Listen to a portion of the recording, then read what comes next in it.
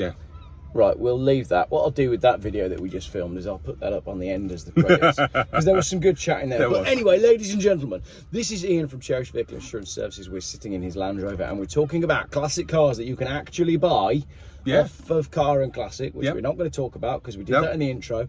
But we're using Car and Classic, and we've got some classic cars. 3 from Ian for less than £5,000, 3 from me for less than £5,000, and then I think either you or I misunderstood the brief, so we'll just, I put over £5,000, but he's going to go to the message now.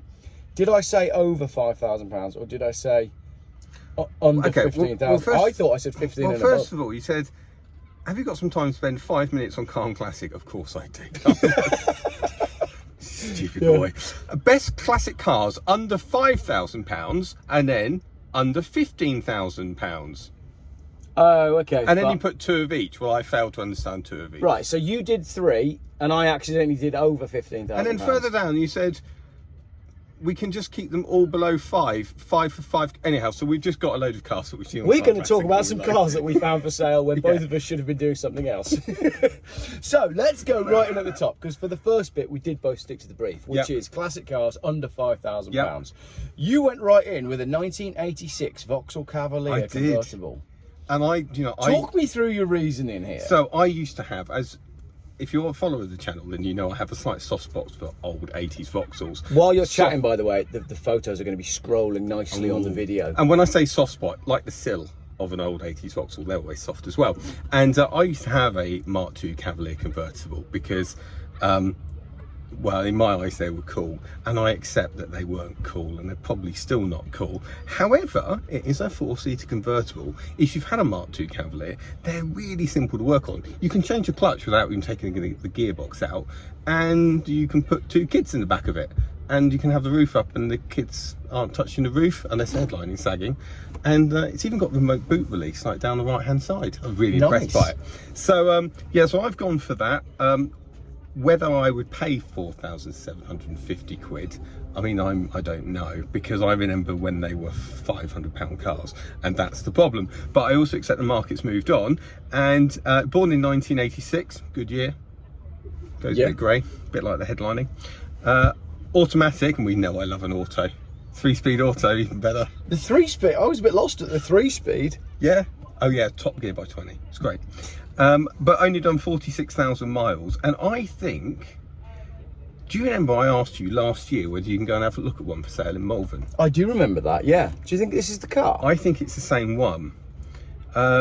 Anyhow, just fond memories of my, I would say, misspent childhood. Really enjoyed them. I just saw it jumped out at me, and I went, nice colour, because it's not red or white. Just really like it.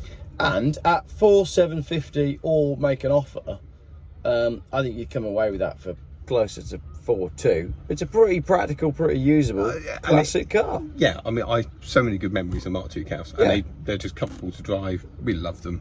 Yeah, I like that. Excellent. So there we go. Right, let's do one each. So my first choice. I haven't seen his, by the way. No, you haven't yet, but I can show you now. This is, it even says, it says Cherished in the title, which I thought was quite cool. I quite fancy a Jeep Cherokee XJ, because basically it's a 4-wheel drive Volvo, because it's square, isn't it, like my Volvo. So this is a 4-litre. It comes from long-term ownership. It's got LPG, which the chap has said, I think really what he wants is he doesn't necessarily want to sell it, but he'd like someone to adopt it so he can keep a tab on where it is. Because it literally says, I'm happy to stay in touch with the owner, I'm happy to remove the LPG. Like, I can't stand LPG.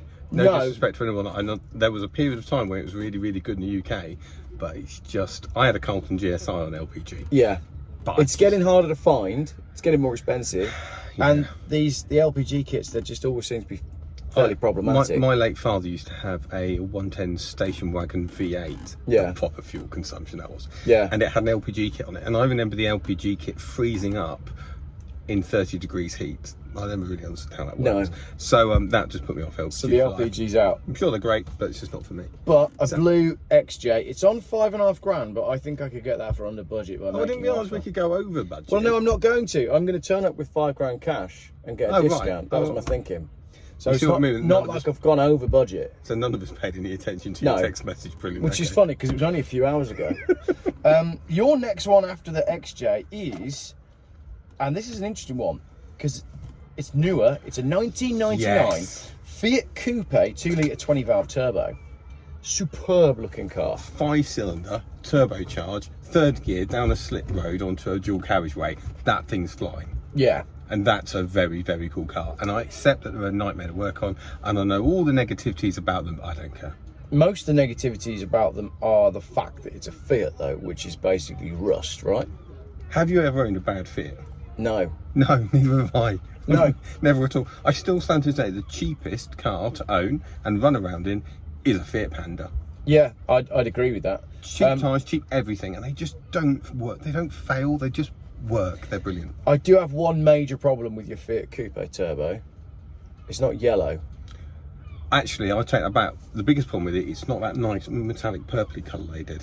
They did some good colours in this. They did, didn't they? yeah. The purple, they did like a flat blue as well. It was just literally blue, but it was really nice. But you see, the thing is, I stuck to the rules here, so I kept under £5,000, so I had to limit myself. Oh, okay, fine. So you didn't think about any haggling, right? Okay. No. I always haggle a little bit. Because I'm really way. boring. I just go, is it worth it? Is that what I think it's worth? Yeah, I'll pay it. I'll then. pay that. Yeah, fair enough. I just don't want to mess people around. Yeah, all right, I'm down with that. So my next choice in the less than £5,000 is less than £5,000. It's £4,495, and I think you'll like that. We have a Saab 900 convertible, which I've chosen for all the same reasons that you chose the Cavalier. Is it a turbo? No, because if it was a turbo, it would not be under budget. The turbos are much more desirable. However, you're really having that for the looks. They're great looking cars, really iconic looking convertible. And again, 4 I'm not too seats. sure I'd say it's a great looking car. I think they're great looking cars. All right, it's relative. What year was that made? This is a 92. Okay, so 1992 convertibles, 4-seater. What have we got? We've got Something from BMW, which would be an E30. E30. That's a great looking car. Great looking car. You'd What else have we got? the Mercedes, which would be a W124 Coupe. So But I these think ones. they came later. I don't know if they're in the same league. Are they the same league? No, as they're the not. 30s? I think they're a bit above. No, they're that, aren't above, they? yeah. What else is there? You'd have a Astra, because the Cavalier would have gone by that point. Audi 80 convertibles. Audi 80 They weren't bad convertible. old Yeah. barges. Yeah. We're struggling on that, aren't we? Yeah. 90s Nice colour though. convertibles. Yeah. Bit Monaco blue going on there. Nice colour. It's a bit rough around the edges, but that's £4,500. You can spend a lot of money on these shaped Saab 900s. So it's a cheaper Were they all one. galvanised? I think they were, but they do still rust. Well, yeah, but it's an old car. But again, comes in under budget. You can use that, take it to How many car miles show. has it done? 190,000. But those engines are strong.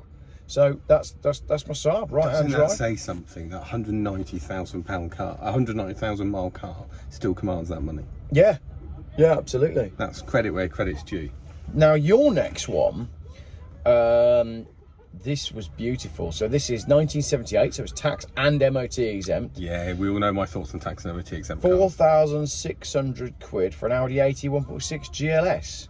And that car, if I say had very little appeal to me, because I'm not really an Audi person or anything like that. However, it's just the fact that it survives so well. It is tax and MOT exempt. It's going to be cheap as anything to run. It's going to share a lot of bit with Volkswagen and Scirocco's. So you're going to get bits for it still. And it's a bit funky, and you put the kids in it. And also, I think that was a one-owner jobby as well. So it's got a good amount of history. It's quite beautiful. Yeah, it's back to what you can... We were saying, you can get an awful lot for £5,000.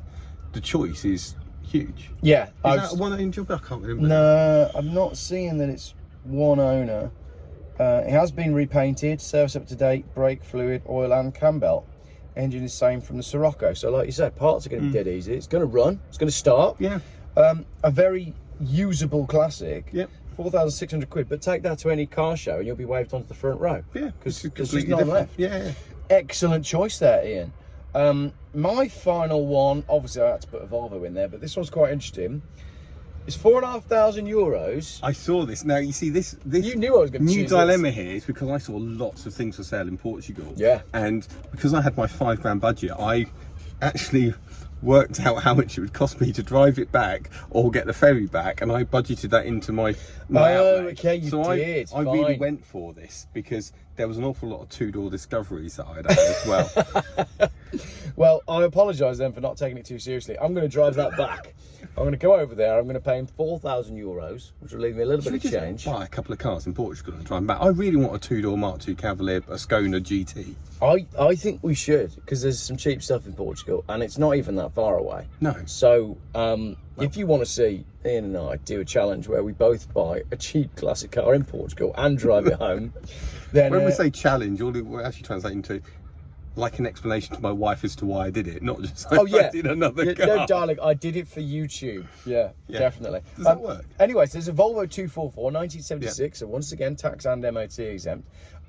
There's no, what's really funny is in the description, it says, the first line says, year 1976, demolished on private land with chronological extract available. I'm not completely sure what that means. Have you touched on AI generated adverts yet, and the fact that it instantly puts you off? I'm going to do It's a bit like POA. I understand why it says POA on adverts. Puts me off. I will be doing a video this week on AI generated adverts, because stop using them. And stop using AI generated photos as well in adverts. That also annoys me. Stop putting filter on adverts. Generally, if I'm want to go and buy a car, just show me what it is. I don't need it glammed up. Put a price on it, because I'll tell you whether or not I'm not going to phone you if I don't know how much it's going to be, and I could be someone serious about buying a car. Yeah. And if the car is a really special car and it's got lots of history, if it's a really nice E39 Sport, for example, I appreciate that's going to command a more sum of money than an old nail. So put the price in. Anyhow, that's a wrap. But as well, we want to be seeing the car for what it is. I don't want to be seeing a car that has been shot in a dark warehouse because it's a bit moody. I don't really want to see a car that's been shot in a studio because it's over. Or the fake background behind it. Fake background. That annoys me. If I'm listing a car for sale, right, the only edit that I would do is I'll crop the photo, so they're nicely cropped, but that's standard. The only thing I'll do is I might raise the shadows just slightly, like if I've done a shot from outside and I'm shooting the interior and I want to just bring the light up on the interior a little bit. If I'm honest, you lost me when you said about selling cars, because I just... Oh, well, yeah, there is that. Just can't do it. Yeah. But no, that's it. I'll literally just raise the lightness just a tiny bit just to bring the interior up, but that's it. You don't need to be messing with them. Let the car sell itself. Yeah. Anyhow. I'm glad we agree on that. Anyway, so it's demolished on private land with chronological extract available. Car in perfect working order, no rust, some minor bodywork to be done. Front seats to be fixed. I mean, that could be anything.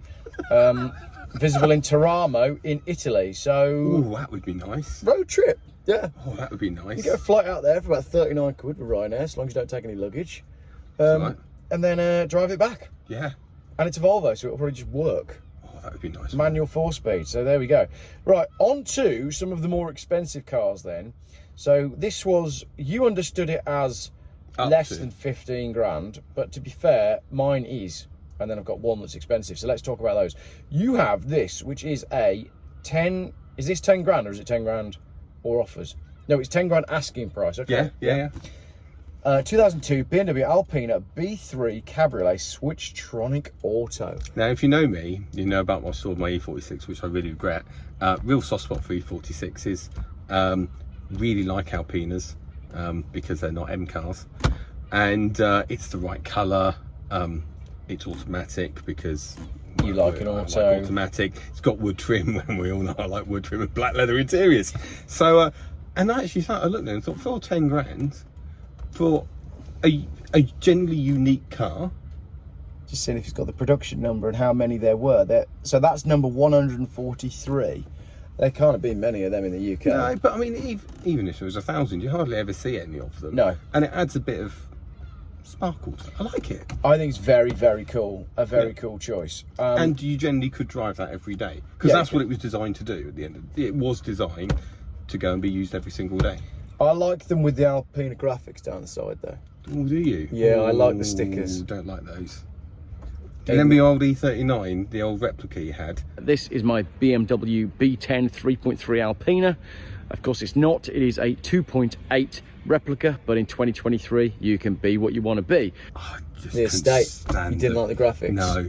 Everything else on it, perfect. Graphics. Cool looking car that. So we basically agree on your 82,000 mile Alpina. Yeah.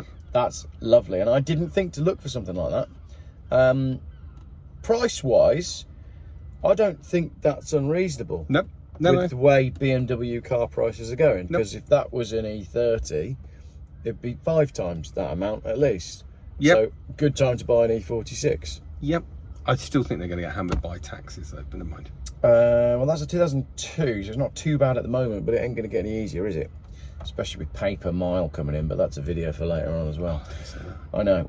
Right, my choice is not too dissimilar actually. I've gone for a 2004 911 Carrera 2 Cabriolet. It's an offline auction. I'm not sure what that means. No, you can't put auctions in. No. But I saw that as an ad though, because I was browsing by not auction. Yeah, that's what's gone 14,000. Did you not see the £9,750 993? No. Yeah. 993. 6. 996. What's the first water cooled one? First water cooled was 996. 996. Then all right, let's just have a little foray into. Right, let me filter. I bet you can't find it now. See, what I want to do now is I want to sort 911 by 996 and then sort by price, but I bet it doesn't let me do that. Because if I go lowest price on Car and Classic, what it's going to do... It puts POA up first. It's going to throw all the POA cars up, which is no good to anyone. So I can't tell you what the cheapest 911 is. I know what... Yeah, I can't have a ballpark figure of what things are going to be, but it just instantly puts me off. Yeah, absolutely. Do you think it's greedy dealers? Is that what it is? I don't know. I genuinely don't know why you would... So you can get a 996 for about £13,000, I think. 10 in an offline auction. 10 and a half. That's starting it. But that's starting out. But I don't think when they're on that, like... No. This is the thing about Car and Classic, isn't it? We're confused now. Great. We browse Car and Classic all the time, and yet we don't know fully what we're looking at. It used to be a great website. So if anyone's watching from Car and Classic, or indeed if you've used it, then you'll know. There you go, 14 grand asking price, 13 grand. So a Porsche 911 starts at about £13,000 is what we can say. I'll have a look for my search history on the laptop when I get home. I'll send you a link over to it. I'd be curious about one for less than 10 grand. The one I've gone for is, once again, a convertible, because I love convertibles. It's, I think, a manual, but it might be an auto, but it doesn't really bother me because it's basically for taking the kids to car shows in. So, from 14 grand, assuming how much that bids up to, 911 Carrera 2 Cabriolet. I'm not a fan of convertible 911s, so no. You're on your own. I just think the coupe shape is iconic and brilliant. I'm with you on that, but I just love convertibles. Yeah. Anyway, speaking of an iconic and brilliant coupe shape, we have your choice, which is also a 2002. Yeah. Aston Martin DB7 Vantage. I mean, there is the slight hiccup of a Cat N on it, but... Oh, is it Cat N? All right. Yeah. No, Cat D. Oh, Cat D, there you Cat go. D's the new Cat N, or Cat N? No, Cat D's the old. Doesn't really matter, though, does it? No, not really. No. And I think, what was it, 15 grand? 15 grand for a V12. So that's Look at that. That is, along with the first Jaguar XK8, Yep. which was basically the same thing because they were pretty much designed by the same guy. Yep. One of the greatest looking cars of ever. £15,000, you drive an Aston Martin. Yeah. And a nice sounding one. I mean, yeah. Yeah. I don't think I can really argue with that. It's a lot of car for the money, It is a lot of car for the money. And I know it's not going to be the cheapest thing in the world to run, and I'm well aware of all the things that go with it. It's an Aston Martin, and I'm really shallow. The thing is as well, right, the DB7 6-cylinder and the DB9 are both very affordable. DB9s, though, don't they have quite an aluminium corrosion issue? Let me have a look on eBay. DB7. I'm just curious as to what the cheapest. If you go for a 6-cylinder, obviously you've gone for a 12-cylinder there. So if you go on, what's scary is, we're sat in my old Defender, and this is worth about 15 grand. 10 grand. V12 Aston Martin for that. You can get a 6-cylinder one for 10 grand, which is hilarious because that is less than your Defender. We could be sat in an Aston, and the fuel economy would be the same. Yeah.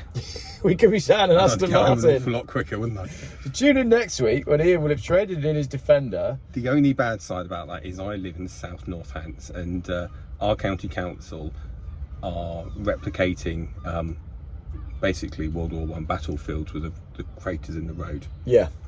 It looks like Verdun. That's going to be a problem with your Alpina as well, because those tyres on those Alpina wheels are rubber bands. And we know my thoughts about white wheels. Yeah, so basically the Land Rover is coming into its own. End of the month, the council have got to respond to that. Oh, to your... That's a good video. That's just very quickly, Ian had a complaint with the council about a pothole that may or may not have ruined one of his wheels, so he sent them the wheel. 2 wheels. He sent them both wheels. So they want the evidence, so DHL delivered them. We will wait and see what they say about that then. Right, so that's your Aston Martin. What's the name has gone out of my head. What's the 4-door Aston Martin? Rapide. Yes. I should have chosen an Aston Martin Rapide because... You can't get one of those for less than 15 grand, and that was your criteria. The cheapest Rapide is, more than that. Yeah. But... How much are they? If I go on cars, Aston Martin sort by, again, eBay's not playing ball. I'm sure I saw one the other day for about 25 grand, but really? Today, no, maybe I'm wrong. You need £40,000, but it's an Aston Martin Rapide 6-litre V12 family car. It is. Oh, it's a risk. How much are Panameras?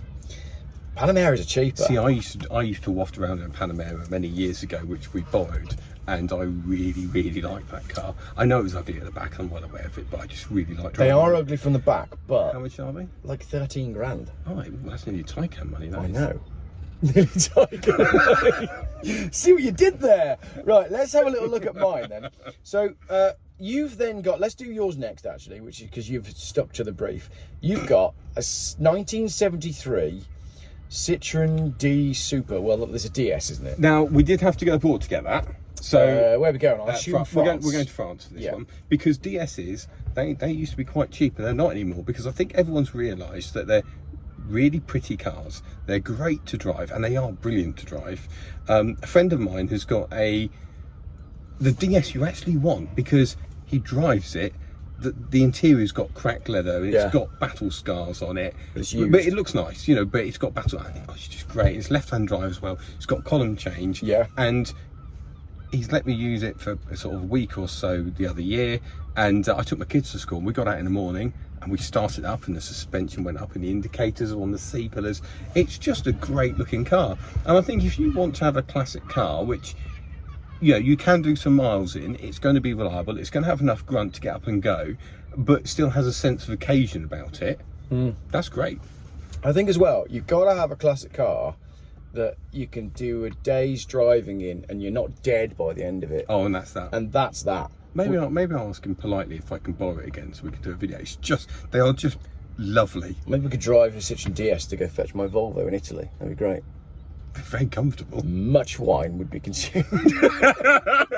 So yeah, I'm absolutely in full agreement. As someone that owns a classic French car, I'm in full agreement on the Citroen. And that's €13,000. And they've got make an offer. Really good following for them. You can get parts for them. That's a great looking car. It is. That's a lovely looking. That's a great looking car. Yep, that's fantastic. And again, it falls into the category for me is tax and MOT exempt, because I don't like paying road tax. And I can fit my 2 children and my wife in the car and all our stuff, and we can actually go out and use it and not be cramped. Yeah, I fully agree with that. So that's your 3 then for over £5,000, the Alpina, the Aston Martin and the Citroen. Now, I chose the Porsche and then misunderstood and thought I was buying something for over £15,000, and then I bought myself a £42,000 Ford Mustang. But the problem is, it's a convertible, obviously.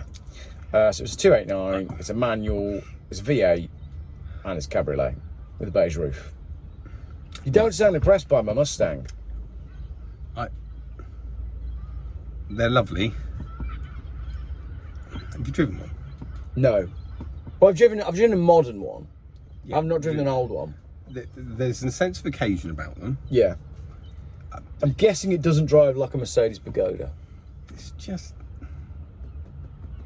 No.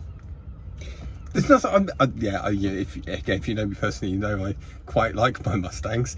But... How much is it again? £42,000. It's quite a lot of money, isn't it? It's a 1965, so it's the one that everybody wants. I'm not knocking that it's worth it. I'm not criticising any of that. I just don't know. Yeah. The problem is, right, let's say you've got some money and you think to yourself, oh, I fancy a Mustang. You go, I'll have the bullet one.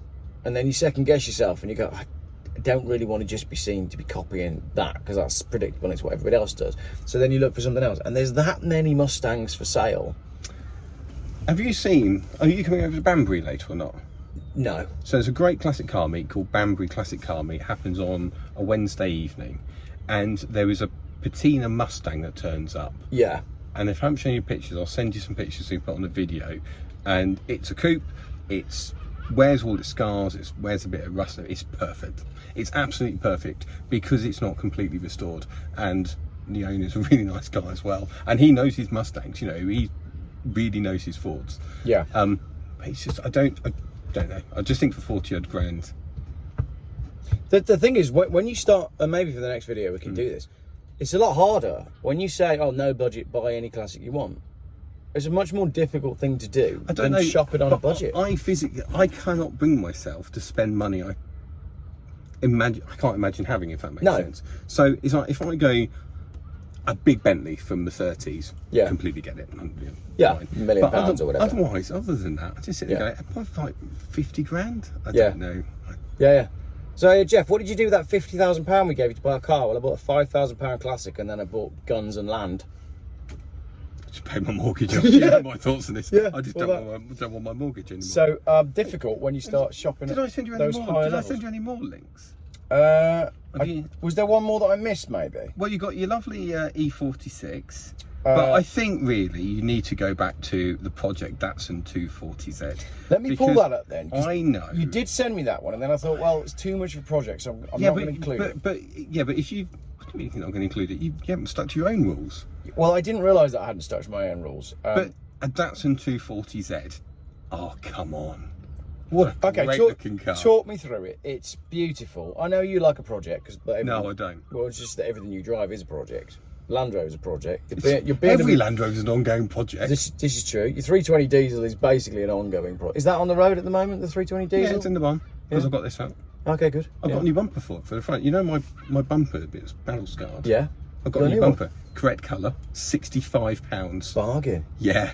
I just don't have the enthusiasm to fit it in a minute. So Datsun 240Z. It's very rusty. It is very rusty, but then again, it's also £4,000. They're just such a great looking car. It is. And you can, you know, I don't like modifying things. Well, I'd throw that engine away and put a later Nissan engine in it that may or may not be quite. Yeah. I mean, actually, isn't there one just sat over there in that red estate? You can have one of those. You probably wouldn't notice if you nicked that. Yeah. No. I would have the engine out of that.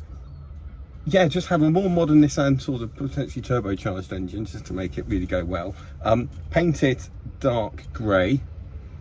Put it on some slightly really big mini light type wheels. Yeah, and then you've got a good looking thing. Really good looking car. But from a silhouette point of view, we've said that the Aston's great looking and the Jag XK, that is sort of, well, I suppose those are cut from the same style of car, which is all cut from the Jaguar E-Type Toyota 2000. They're all a similar. 100%. Why can't modern car manufacturers look back at the stuff that we used to like and that we used to look at and go, wow, that's beautiful? I know EVs are a touchy subject. Did you see Opel produce like a prototype EV of the Manta A series? Hang on while I look it up. There. That. 2022 Opel GTE reimagines original 65 Cadet B as sporty, sustainable coupe. That's fantastic looking. That is a great looking car. So now, you know, I'm not. So we're going back 2 years, and they obviously haven't made it. So I'm not against. Again, you know me. I'm not against EVs. Also, I'm against a lot of what goes on with them, but I'm not against them as like cars. Yeah. And you sit there and you look at these things, going, I just want a cool looking car, a normal looking car.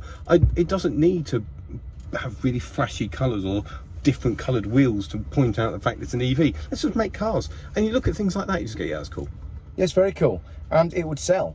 But instead, they gave us the Vauxhall Corsa Electric, which are rubbish. Yeah, I've got a feeling it's not very good. So you've got that, and then the other one, did you see the Peugeot concept EV from a little while ago? No. That was based on the 504 Coupe. It was fantastic. It was called the E-Legend. Oh, I did remember that. Remember that one? Just build that, please. Just give us that. Just build that. Give us that and I'll stop making videos. just give us that. And again, it's just that moment, just going, you look at things like, and go, I'd happily drive around in that. It's like, you know, I quite like i3s because they are what they are, if that makes sense. They're not, it's just a small city town. It's quite futuristic in its thing, but it's going to age well. Look at that great looking car. Yeah. Just build that. Yeah. I will buy one when it depreciates. When it depreciates to £5,000, and then we can feature it in these videos. Cool. Imagine that conversation. We're going to buy a Porsche Taycan or Peugeot. Oh, but that's just a great looking car. I really, you know, and that gave us hope because they started putting out these concepts, and we were all going, the EV thing's going to be brilliant. They're going to make retro versions, but electrical powered versions. Honda they made. What was that called? Do you know the one I mean? Yeah, the little. That was a great looking car. Yeah, you never see them though, do you? No, they were a lot of money, but they were 30 grand. But I just wish that car designers were allowed to design cars like slightly out the box a little bit and just make some really cool cars again. Shall we finish up on the BMW Electric 7 Series? Because you've got a 7 Series. How big's the grille? Unbelievably gigantic. You know, when I see these grills, and I think it's the i4 that's got a massive grill, I'm so glad we live in a country that has to have front number plates because it saves the front of that car. It breaks it up nicely. You imagine living in certain states of America where they don't have front number plates and having to come out every morning and look at that. Yeah, you have to put the number plate on just to break up the ugliness of the front of your car. Oh, and they're big old barges. They are. Anyway, when are we seeing your 7 Series? Might pick it up. Has it got a fuel tank now? Yeah. So it's all good? Well, ish, yeah. Ish. The problem is, if you know, I'm really busy in the summer. Yeah. Mum's Discovery has been a labour of love. This is a 1990 Discovery. 2-door Discovery? No. 5-door Discovery. 5-door Discovery. In gold. 260,000 miles on the clock. She's had it from new. Yeah. And she loves it. Yeah, which is fine. It's never let her down, apart from the chassis and the bodywork. So anyhow, so the shell is back on the chassis now. It's up my driveway. We need to line up the passenger sill and get that all bolted up, but we needed it back on the chassis to do that to make sure it was all mounted up properly. And then once that's done, it's a case of refitting it all up. I mean, it's been sat since October, and I just couldn't faff around with the wiring. I just wanted to see if it starts. And those old diesel engines, you need an earth, you need power to the solenoid and the power to the starter motor. I kid you not, it didn't even do one revolution. That engine went and it started straight away. And you're sitting there going, yeah, that's how it should be. Yeah, just none of this. Absolutely. Imagine, well, I don't know. I haven't really played with a modern electric BMW, so I can't comment on their sort of reliability or anything. I would imagine if it's anything like any other modern BMW I've got into of late, I will just won't engage with it at all. I find big screens really distracting. I don't really care what's going on down here. I won't know what's going on out there. But then again, a car like that is to be driven around London with you in the back. Yeah, it's not designed for. It was my paid lifestyle. for by your company as a tax thing, and then in 3 years' time, the accountant will tell you to replace it anyway, even if the lease isn't up. So they're just incredibly wasteful. I think that's the other thing, though. When we do look at these cars, we just have to accept that they're not designed for you and I. They are designed for a completely different person in the world.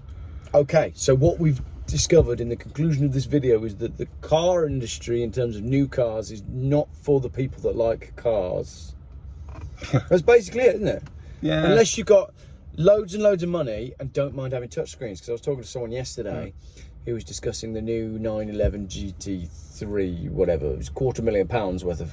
Don't know, basically. Yeah. But someone had said to him, can you go change the such and such mode on the car, and you need a PIN number, and you need this, and you need that, and every time he was trying to do one thing, the car was doing something else. And all of the electrical load on modern cars, regardless of what it is, seems to be too much. I think, is it NCAP that are now they're dropping stars if they've got big screens? Good. I'd check that before that goes in the video, but I believe NCAP, the safety thing, are saying that if it's got a big screen, it can't get maximum points anymore because they want buttons. And if I remember correctly, and that's true, that says everything about it. Yeah, welcome to the old-fashioned world. Do you know? No, you're ahead of me. Do you recognise that radio? Yeah, it's virtually the same as the one in Do you want to know why I haven't got it on a USB? Go on. Because I haven't got any music on the USB. But that's what you need. That is aux to lightning. That's the dream. I haven't got one of them. That'd do it.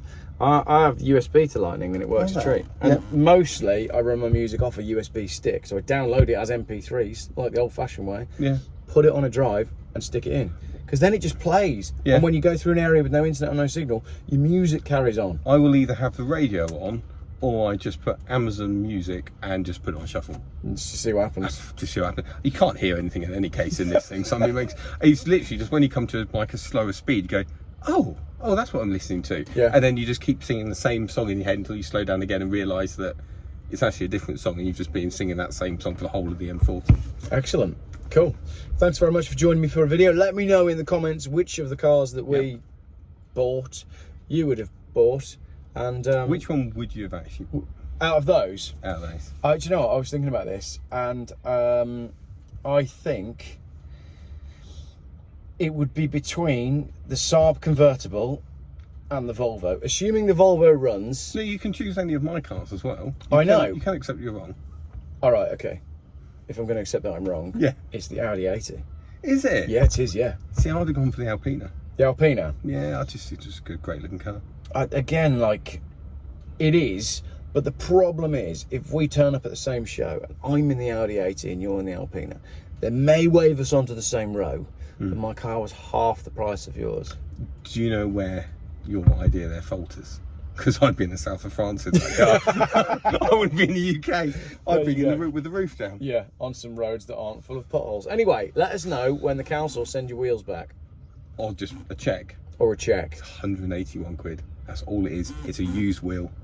So I'm being more than reasonable. So you split one wheel or you split two? I split two wheels. Yeah. But one wheel confirmed by a council pothole.